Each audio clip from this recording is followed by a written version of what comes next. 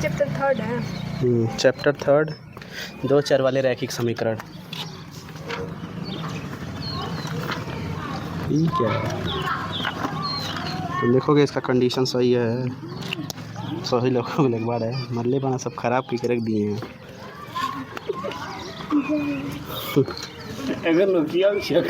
और इसका चल ही नहीं रहा है। हाँ ये कहता है एकदम ऐसी कहीं चलाई बहुत बढ़िया चली देखा। अरे उसको तो करके जो है पीछे से धक्का देना पड़ेगा। देखो चैप्टर थ्री नाम है क्या, दो चर वाले रैखिक समीकरण। दो चर वाले रैखिक समीकरण।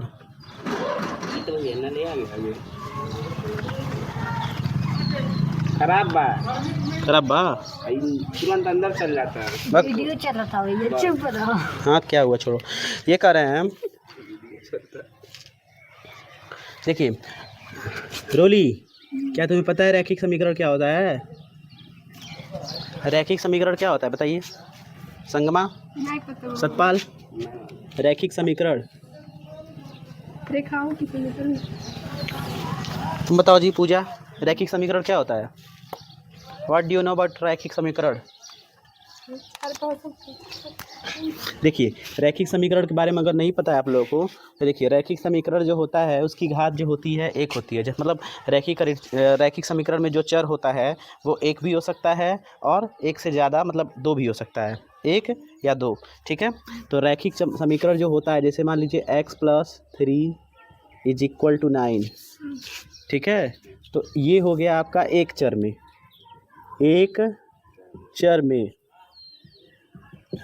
ठीक है, लेकिन अगर आपको दे दिया जाए x+y = 9, तो ये हो गया दो चर में। यहाँ चर का मतलब क्या होता है? चर का मतलब होता है अक्षर। ठीक है ना, अक्षर आप लोग जानते हैं ना चर और अचर के बारे में। चर जो होता है अक्षरों को कहा जाता है, अचर जो है अंकों को कहा जाता है। ठीक है, तो देखिए x+3 इसमें जो है, सबसे बड़ी बात, रैखिक का मतलब होता है रैखिक का मतलब जिसकी घात एक हो, एक हो, क्योंकि आप लोग द्विघात के बारे में पढ़वे किए हैं। द्विघात का मतलब उसकी घात दो हो, त्रिघात का मतलब जिसकी तीन घात हो। ठीक है, इसी तरीके से तो सिंपल सा यही हम लोग को जानना है कि दो चर वाले रैखिक समीकरण। अब रैखिक समीकरणों का इस्तेमाल जो होता है दो चर के रूप में कहाँ होता है? सबसे पहला तो हम लोग जानते हैं कि नॉर्मली इक्वेशन को सॉल्व करते हैं, चाहे वो कौन सी विधि हो, विलोपन विधि। मतलब रैखिक समीकरणों को कितने माध्यमों से, कितने तरह से हल कर सकते हैं। ठीक है, पहला विलोपन विधि से, दूसरा होता है ग्राफीय विधि, जिसको कि आलेख भी कहा जाता है। क्या कहा जाता है? आलेख विधि। ठीक है, और तीसरा जो होता है वो होता है प्रतिस्थापन विधि। चौथा जो होता है आपका वो होता है वज्र गुणन विधि।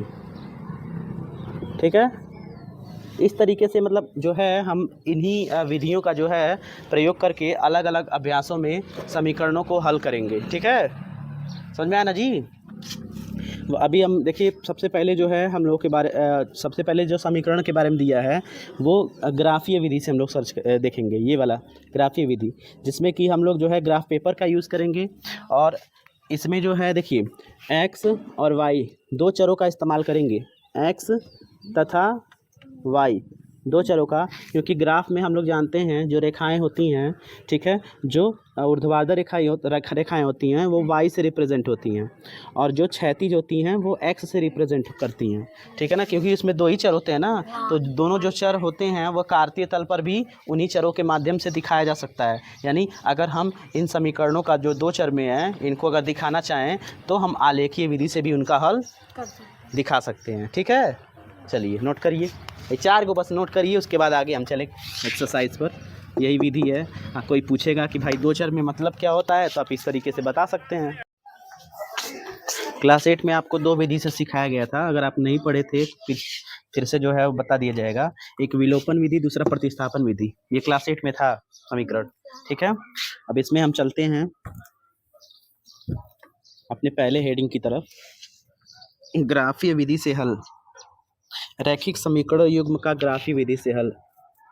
रैखिक समीकरण युग्म का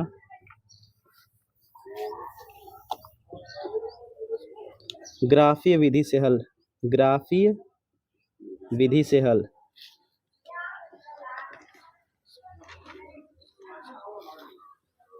देखिए, रैखिक समीकरण युग्म का मतलब क्या होता है, कोई बता सकता है? युग्म मतलब क्या होता है? युग्म बोलो जी। चप्पल पहनते हो? हाँ। केठो पहनते हो? 2। उसी को युग्म कहा जाता है, जोड़ा। याद रखिएगा, युग्म मतलब होता है जोड़ा, और इंग्लिश में इसको कहते हैं पेयर। जोड़ा मतलब क्या होता है? जोड़ा मतलब 2 गो ना, हाँ। वही कर रहे हैं।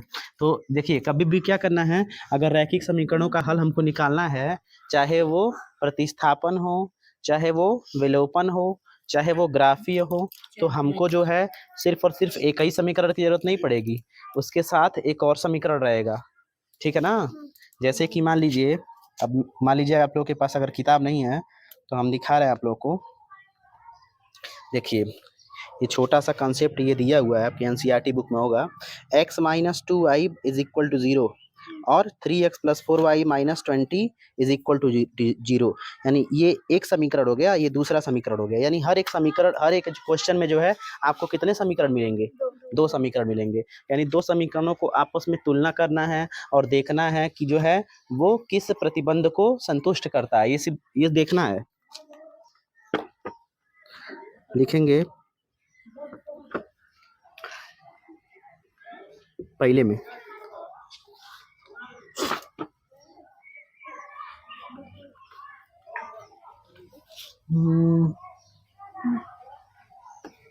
जिसका वह समीकरण जिसका कोई हल ना हो, जिसका कोई हल ना हो, मतलब ऐसे समीकरण युग्म जिसका कोई हल ना हो, उसको हम लोग असंगत युग्म कहते हैं। क्या कहते हैं? असंगत युग्म कहते हैं। ये आपके 1 नंबर में पूछा जाता है। जिसका हल होता है, जिसका हल होता है उसे संगत युग्म कहते हैं। संगत युग्म कहते हैं।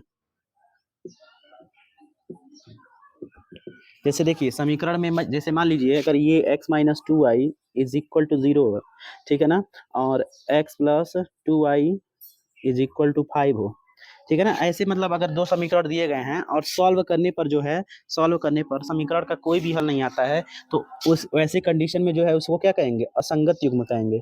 और जिसका हल होता है, किसी समीकरण का जो होता है, कभी कभी 1 हल होता है, 2 हल होता है, 2 से ज़्यादा होता है, अनंत होता है, ठीक है।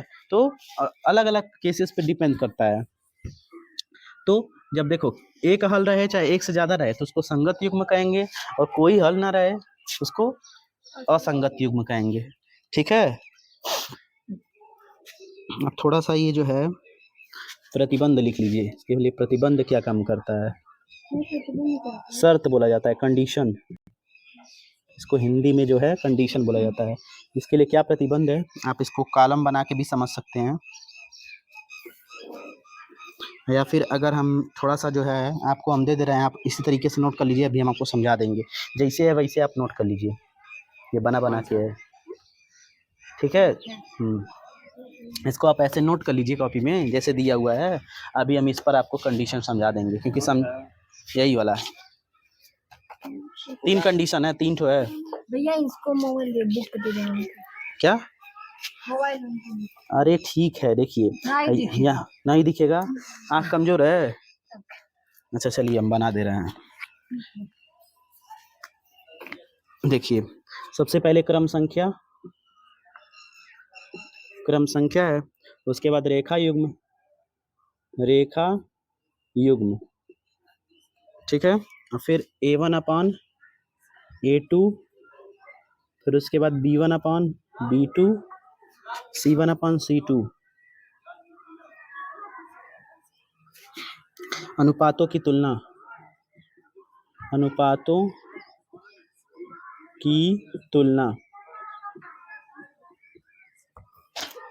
ग्राफीय निरूपण, उसके बाद बीजगणितीय निरूपण,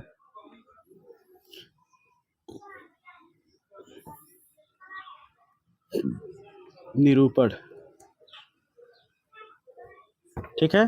देखिए ऐसे आप कॉलम जब बनाएंगे तो इसको जो है आपको दिखाना पड़ेगा कुछ इस तरीके से।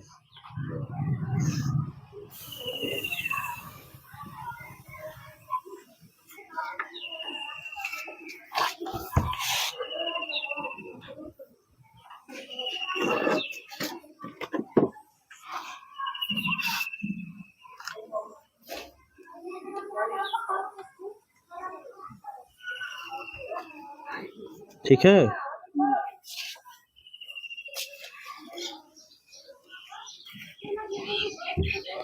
देखिए जैसे मान लीजिए अगर आप दो समीकरणों को जो है वो ले ले, मान लो जैसे x minus 2y is equal to 0 और 3x plus 4y minus 20 is equal to 0। अब समझिए इसमें a क्या है, b क्या है और c क्या है। देखिए कोई भी पहला समीकरण है, सुनिए ध्यान से, अगर मान लीजिए पहला समीकरण ये है x minus 2y is equal to 0, ठीक है, तो इसमें जो है तीन पद होते हैं। पहला जो होता है प्रथम चर होता है, दूसरा द्वितीय चर और तीसरा जो होता है अचर होता है। क्या होता है? अचर। हाँ, तो देखिए प्रथम चर को बोला जाता है A1, क्या बोला जाता है? A1। द्वितीय चर को B1 और तृतीय चर को C1, ठीक है ना। जैसे मान लीजिए कि अगर मान लीजिए ये इसमें देखिए प्रथम चर है, द्वितीय चर है, तृतीय चर नहीं है ना, मतलब तृतीय जो पद है वो अचर है ही नहीं क्योंकि दो ही चर हैं इसमें। तो इसको लिखेंगे A1 बराबर x, ठीक, और B1 बराबर माइनस 2y और C1 बराबर 0। कुछ है ही नहीं तो क्या लिखेंगे जीवन में। अब इसमें अगर तुलना आप करिए इसमें वाले में, ठीक है ना, 3x plus 4y plus minus 20 is equal to 0। इसमें क्या है A1, ये क्योंकि पहले समीकरण के लिए A1 हम लिखे हैं, अब ये समीकरण खत्म हो गया, अब ये समीकरण दूसरा समीकरण आ रहा है ना, तो पहले पद के लिए A1 था, ठीक है ना, ये A1 था, अब क्या हो जाएगा, ये A2 हो जाएगा, ठीक है ना। A2 is equal to 3x, ये क्या हो जाएगा B2 is equal to 4y और ये C2 is equal to minus 20 हो जाएगा, ठीक है। तो अब यहाँ हम लोग कंपैरिजन करेंगे, कंपेयर करेंगे। तो देखिए यहाँ पर जब कंपेयर करेंगे तो कभी भी ये याद रखिएगा कोई भी चर अकेला रहे, कोई भी चर अकेले का मतलब क्या है, कोई अक्षर अकेला रहे, ठीक है, तो उसका गुणांक कितना होता है, 1 होता है। जैसे मान लीजिए महाराज जी अकेले हैं, ठीक है, तो A1 की वैल्यू कितनी है, x है ना, लेकिन हम इसमें जो है एक लेंगे, गुणांक के रूप में यहाँ हमको 1 लेना है, ठीक है, जो अकेला रहेगा। और इसमें कितना है, 3 है, कितना हो गया, एक बट्टा, क्योंकि A1 अपन A2 का है ना, ये A1 हो गया, A1 और ये A2 हो गया, 1/3। अब B1 अपन B2 का कैसे करेंगे, देखिए B1 अपन B2 का इसमें -2 है और इसमें कितना है +4, तो -2/4, हाँ। और इसके बाद जो है आपका तीसरा क्या है, तीसरा आपका है C1 अपन C2 है ना, C1 की वैल्यू तो 0 हो गई थी और C2 की वैल्यू कितनी है, -20। अब देखिए तीनों कंडीशन में ध्यान से देखिएगा, ये तीनों एक दूसरे के बराबर हैं, किसी भी कंडीशन देखिएगा इसका वैल्यू तो 0 आ जाएगा, सही है कि नहीं सही है। इसका वैल्यू अगर आइबो करेगा काटने पीटने पे तो -1/2 आएगा। तीनों जो हैं एक दूसरे से क्या है, अलग हैं। यानी आप यहाँ लिख सकते हैं केसेस में A1/A2, ठीक है ना, उसके बाद not is equal to B1/B2। अब देखिए जब ये और ये आपस में नहीं बराबर हैं, जब दो बराबर ही नहीं रहेंगे तो तीसरा ऑलरेडी नहीं बराबर रहेगा, ठीक है ना। तो जब दोनों आपस में बराबर नहीं रहेंगे तो ऐसा जो है, ऐसी कंडीशन में आपका जो है सिर्फ और सिर्फ इसमें कंडीशन में लिखा जाएगा कि रेखाएं जो है प्रतिच्छेद करती हुई जाएंगी। प्रतिच्छेद करती हुई रेखाएं, बता रहे हैं अभी क्या होगा। प्रतिच्छेद का मतलब होता है काटती, काटती, ठीक है, रेखाएं, प्रतिच्छेद रेखाएं या प्रतिच्छेद करती हुई रेखाएं, रेखाएं, ठीक है। और बीजगणितीय निरूपण में इसका जो हल होता है सिर्फ एक ही हल होता है, एक हल, एक हल। इंग्लिश में इसको यूनिक सॉल्यूशन कहा जाता है, एक ही हल होगा इसका, याद रखिएगा। अब इसके बाद जो देखिए कहने का मतलब ये है, अगर ग्राफ ऐसे है ना ग्राफ, तो जब इसको दर्शाएंगे तो एक रेखा जो है इस तरीके से जाएगी ना, तो एक रेखा दूसरी रेखा जो है ऐसे काटेगी, तो जो बीच में रहेगा ना उसका एक ही हल होगा। यानी दो रेखाएं आपस में एक दूसरे को क्या करेंगी, काटेंगी, तो एक ही बिंदु पे काटेंगी ना, तो काटेंगी तो कितने हल होंगे, एक ही हल, ठीक है। अब देखिए एक हल यानी क्या होगा, अद्वितीय, एक हल में एक हल। हाँ अद्वितीय कहा जाता है, उसको यूनिक कहा जाता है। फिर सेकंड में आइए, सेकंड इक्वेशन में हम लोग देखते हैं। सेकंड इक्वेशन है 2x + 3y, ठीक है। उसके बाद -9 इज इक्वल टू 0, और उसके बाद 4x + 6y, फिर -18 इज इक्वल टू 0। अब इसमें आप निकालिएगा A1/A2। A1 की वैल्यू कितनी है 2, A2 की वैल्यू कितनी है 4, 2/4 हो गया। B1 की वैल्यू कितनी है, B2 की वैल्यू कितनी है 6, और C1 की वैल्यू कितनी है, -9 और C2 की वैल्यू कितनी है -18। -18। अगर सबको जो है हम बराबर काटे पीटे तो आंसर कितना आएगा, सबका आएगा 1/2, कंफर्म हो। देखो 2/4 को अगर काटोगे तो 2 1 2, 2 2 4, 1/2 आ गया। 3/6 को काटोगे 3 1 3, ठीक। अब माइनस से माइनस तो ऐसा ही कट जाएगा। 9/18 को काटोगे तो 9 1 9, 9 2 18, ठीक। यानी तीनों केसेस तीनों बराबर हैं, तो यहाँ लिख सकते हैं हम लोग केस में A1/A2 is equal to B1/B2 is equal to C1/, बराबर है ना। अब याद रखिए कि अगर जो है समीकरण के जो तीनों पद हैं उनका अनुपात जो होता है एक दूसरे के बराबर होता है, तो उसको कहते हैं समपाती रेखाएं। समपाती रेखाएं आपको ग्राफ में बताएंगे समपाती किसे कहा जाता है। समपाती रेखाएं, बार बार भुला जा रहे हैं, समपाती। और कभी भी याद रखिएगा समपाती रेखाएं के जो रेखाओं के जो हल होते हैं वो अनेक होते हैं, एक ही नहीं होते हैं, अनेक हल, अपरिमित रूप से। अपरिमित का मतलब क्या होता है कि हम जिसको माप नहीं सकते हैं, कितना भारी होगा, जितना ग्राफ बढ़ता जाएगा ना उतना उसका हल जो है बढ़ता जाएगा, ठीक है। अनेक हल जैसे जानते हो वो किस पे डिपेंड करता है, बॉक्स पे डिपेंड करता है। जैसे अगर हम लीनियर इक्वेशन का जब हल करेंगे ना तो हम आपको कितने कितने सॉल्यूशन बताएंगे, 3 बताएंगे, 3 हल बताएंगे, ठीक है। कहीं कहीं 4 दिया रहता है, 2 दिया रहता है, यानी जितना आप उसका निकाल सकते हो, ठीक है। ऐसी कंडीशन में जो है वो अनेक हल होंगे।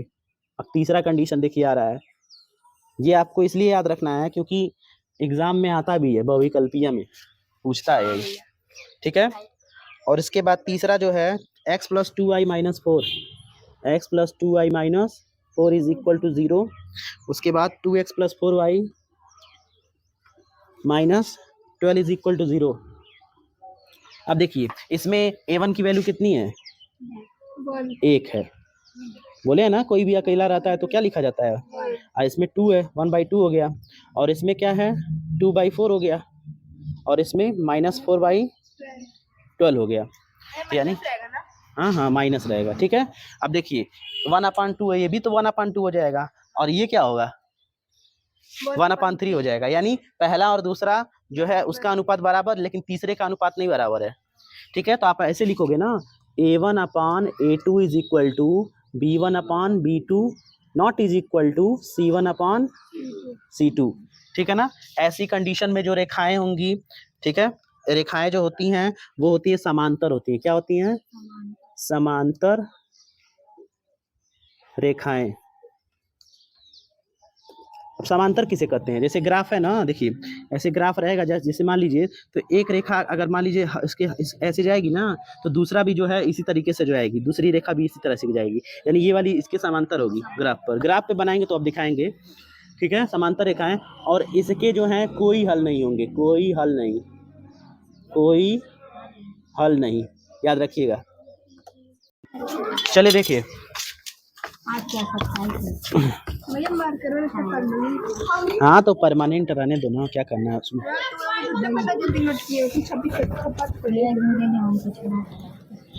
अरे वो मिट जाएगा, लिखते लिखते मिट जाता है। चला था खूब बढ़िया। हाँ दे रहा दो इसमें।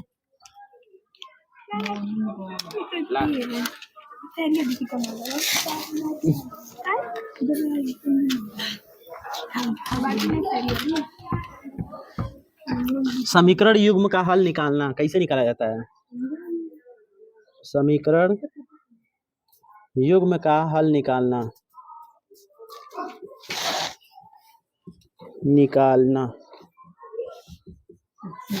ठीक है जी। समीकरण युग्म का हल जो है कैसे निकाला जाता है ये हम लोग सीखेंगे। जैसे मान लीजिए आपको समीकरण दे दिया जाए, दो समीकरण, एक अगर आपको दिया जाए, रुकिए बता रहे हैं, x + 3y = 6 and 2x - 3y = 12। क्या अब तो बोले थे 0 रहता है, बराबर बोले तो हैं, कभी कभार रहता है, कभी कभार चेंज हो जाता है, ठीक है। अब देखिए दो समीकरण हो गए। अब दोनों समीकरणों का जो है हम लोग हल जो है कैसे निकालेंगे, ध्यान से देखिएगा। नहीं देखना है, देख तो रहे देखना है, देखा कर। देखिए ये समीकरण 1 है और ये समीकरण 2 है। लिखेंगे समीकरण 1 से, समीकरण 1 से। तो देखिए जब भी क्या होता है, कोई अकेला रहता है, जैसे कोई चर अकेला है, ठीक है ना, तो जो अकेला रहता है ना उसी को हम लोग बाएं पक्ष में रखते हैं। मान लो अगर कोई समीकरण है, ठीक है, इन समीकरण में से दोनों चरों में से जो है एक चर जो है वो क्या है, अकेला है, और दूसरे चर के साथ तीन है ना, तो जो अकेला है उसको हम यहीं रखेंगे और जिसके साथ कोई है उसको जो है हम अपोजिट साइड में भेज देंगे, यानी 6 - 3y हो जाएगा ना, हो जाएगा। अब हम यहाँ पर जो है बॉक्स बनाएंगे। क्या बनाएंगे? इस बॉक्स में हम लोगों को जो है वो कॉलम बनाना है x और y का,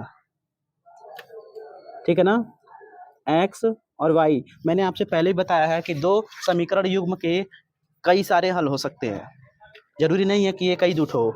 जैसे अगर मान लीजिए ये समीकरण है पहला वाला, तो अगर x का मान निकालना है, किसका मान निकालना है? x का। तो अगर क्या करना है हमको, 6 लिखा है ना, अगर इस 3y कैसे होता है, 3 का y में मल्टीप्लाई किया जाता है तभी ना 3y होता है। अगर y की जगह हम 1 रख दें, क्या रख दें? तो अगर y की जगह 1 रखोगे तो कितना हो जाएगा इसका वैल्यू? 3 का 1 में गुणा करोगे कितना आएगा? 3, यानी 6 में से 3 घटा दोगे कितना हो जाएगा? यानी y की जगह अगर आप 1 रखे तो x की वैल्यू कितनी आएगी? जैसे मान लीजिए यहाँ x है ना, y की जगह 1 रखिए, कितना रखिए? तो x की वैल्यू कितनी आएगी? y की जगह 1 रखें, x की वैल्यू कितनी आई? 3। ठीक, एक हल हो गया। दूसरा हल निकालिए। अगर y की जगह आप 2 रखो, y की जगह कितना? 2 रखो, तो x की वैल्यू कितनी आएगी? अगर 2 रखोगे तो x की वैल्यू 0 आएगी, ठीक है। और y की जगह अगर आप कितना रखो, कुछ भी रख दो, 0 भी रख दो, 0 रख दो, 3 रख दें, ठीक है। अगर y की जगह 3 रखो तो कितना हो जाएगा? x = हो जाएगा 6 - 9, यानी x = -3। y की जगह 3 रखे हैं तो इसका वैल्यू कितना है? -3। यानी पहले समीकरण का हम लोग हल निकाल लिए। अब समीकरण 2 से देखते हैं। समीकरण 2 से, समीकरण 2 से, ठीक है। समीकरण 2 से देखेंगे कि दोनों चरों के साथ कोई ना कोई है, तो जो छोटा है किसी को भी कर सकते हैं, जो माइनस रहता है ना, कोशिश यही किया जाता है जो माइनस में है, जिसके साथ माइनस है उसी को हम लोग क्या करेंगे? दाएं पक्ष में भेजेंगे। जैसे मान लो y के पास माइनस है ना, तो उसी को भेज दो। तो 2x is equal to 12 plus 3y, ठीक है। और 2x जो है मल्टीप्लाई के रूप में है, अगर x को यहाँ लीव करेंगे तो 2 इसके नीचे जाएगा ना, तो हो जाएगा 12 प्लस 3y अपॉन 2। अब हमको क्या करना है, यहाँ बट्टा के रूप में है, तो हमको क्या करना है कि जब भी हम कोई हल निकालेंगे तो ये देखेंगे कि ऐसा नंबर हमको लेना है जो बराबर बराबर क्या है, पूरी तरह से कट जाए भाग देने पर। अभी देखिए बता रहे हैं आपको, x है और ये y है,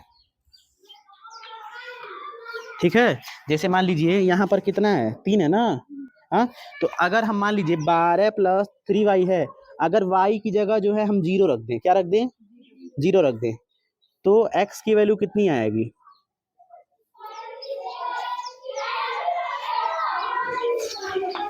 y की जगह हमने क्या रखा, 0, तो x की वैल्यू 6 आ गई, ठीक है ना।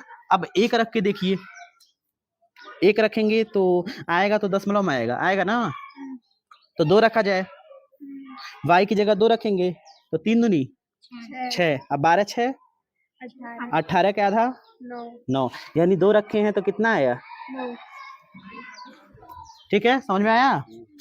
और अगर हम लोग है y की वैल्यू जो है -2 रखें, कितना रखें, -2, तो देखिए 12 प्लस 3 गुणे -2, यानी 12, यहाँ बट्टा 2 है ना, 12 माइनस 3 दूनी 6/2, यानी 6/2 बराबर 3। यानी अगर हम लोग -2 रखे हैं तो आंसर कितना आया है, 3। हम इसमें 3 ही हल निकाल रहे हैं, क्योंकि आपको जो है ग्राफ पे जो है 3 हल ही दिखाना है। अब आपको समझ में आ गया ना कैसे समीकरण का हल निकल रहा है, कोई दिक्कत, नो दिक्कत, अच्छा ठीक है, नोट कर सकते हैं।